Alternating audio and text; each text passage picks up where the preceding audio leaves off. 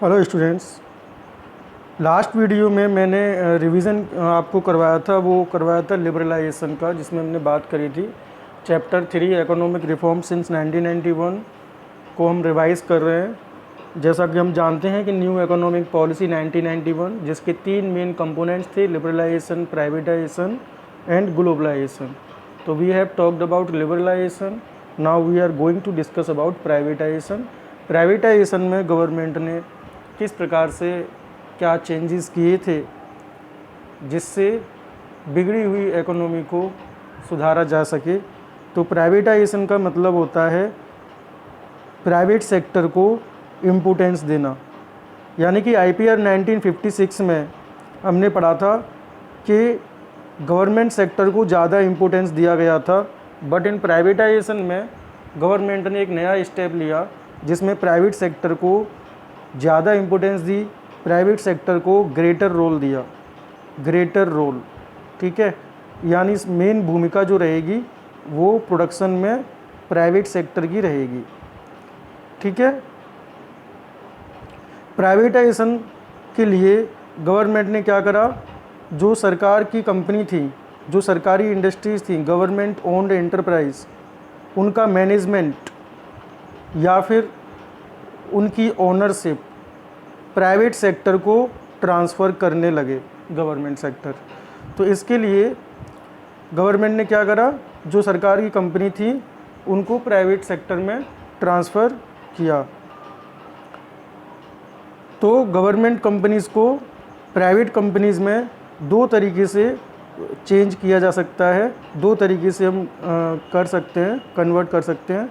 एक तरीका तो ये है कि हम जो सरकारी कंपनी थी पीएसयूज़, उनका जो ओनरशिप थी और उनका जो मैनेजमेंट है उनका वो वापस ले लिया जाए और प्राइवेट सेक्टर को ट्रांसफ़र कर दिया जाए।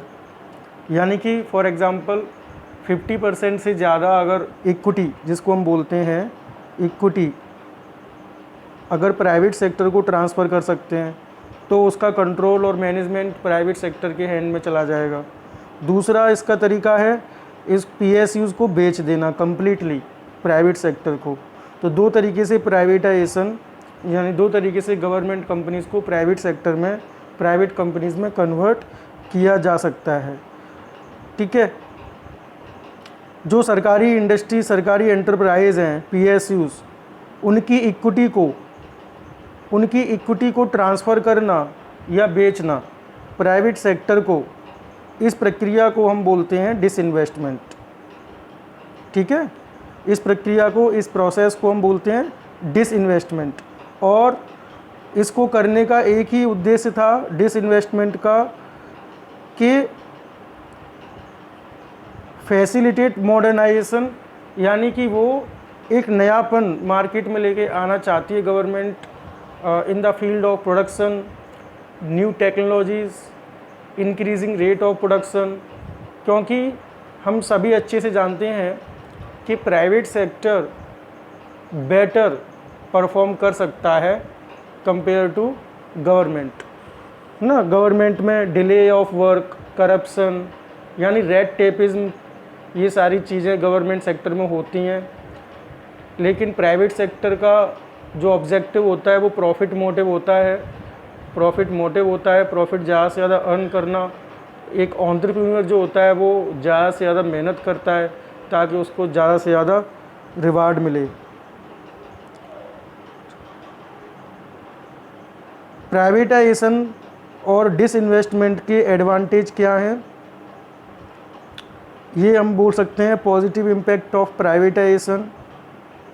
जो अगर प्राइवेट पैसा लगेगा और प्राइवेट दिमाग लगेगा, यानी प्राइवेट मैनेजरियल कैपेबिलिटीज़ वो होगा, तो वो पीएसयूज़ की परफॉर्मेंस को इम्प्रूव कर सकते हैं।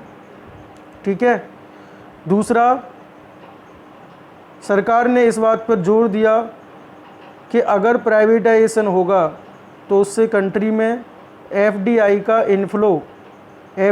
का इन्फ्लो जो है वो ज़्यादा होगा, जिससे कि इकोनॉमी में इन्वेस्टमेंट का लेवल इंक्रीज़ होगा। और हम सब अच्छी तरह से जानते हैं कि इन्वेस्टमेंट का लेवल इंक्रीज़ होने से इकोनॉमिक में प्रोडक्शन इंक्रीज़ होगा तो एम्प्लॉयमेंट का लेवल भी बढ़ेगा और इससे इकोनॉमी की ग्रोथ होगी। तो ये पॉजिटिव इम्पैक्ट ऑफ प्राइवेटाइजेशन। दूसरा, improving the efficiency of PSUs। Government ने कुछ PSUs ऐसी थीं जिनको प्राइवेट सेक्टर को ट्रांसफ़र नहीं किया, यानी प्राइवेट सेक्टर में कंट्रोल उनका नहीं दिया, बट उनकी इफ़िशियंसी को इम्प्रूव करने की कोशिश की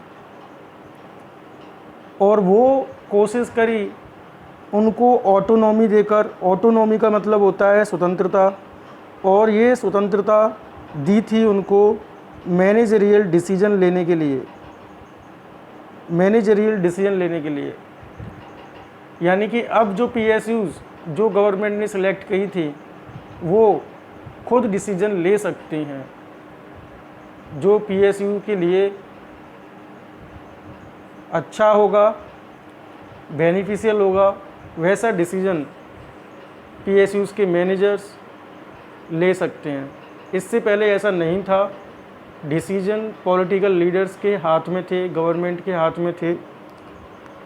तो कुछ PSUs को गवर्नमेंट ने एक स्पेशल स्टेटस दिया, एक स्पेशल नाम दिया, यानी कि कुछ को दिया महारत्न, ठीक है, कुछ को दिया महारत्न और कुछ को दिया नवरत्न, ओके, और कुछ को दिया मिनी रत्न। यानी 3 तरह के स्टेटस गवर्नमेंट ने जो बची हुई PSUs थीं उनको दिए। उनकी लिस्ट आपको गूगल पे मिल जाएगी, कुछ यहाँ पर नाम आपको दिए हुए हैं, ठीक है।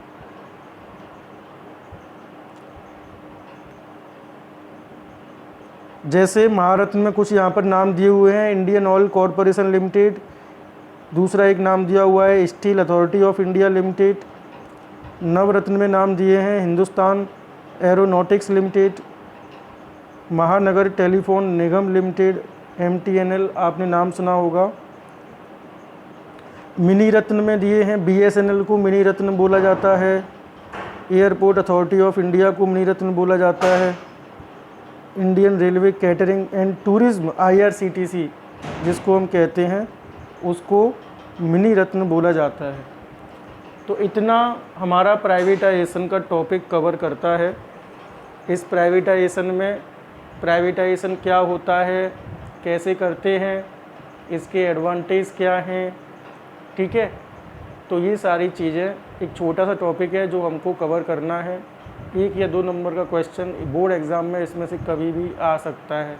पूरा ही चैप्टर इम्पोर्टेंट है। आगे हम बात करेंगे ग्लोबलाइजेशन की। उसके लिए मैं एक वीडियो और बना रहा हूँ, तो उसमें हम ग्लोबलाइजेशन को कवर करेंगे। जब तक आप इसको अच्छे से सुनिए, वीडियो को पूरा देखिए। कोई डाउट हो तो आप मुझे कमेंट करके ज़रूर पूछिएगा।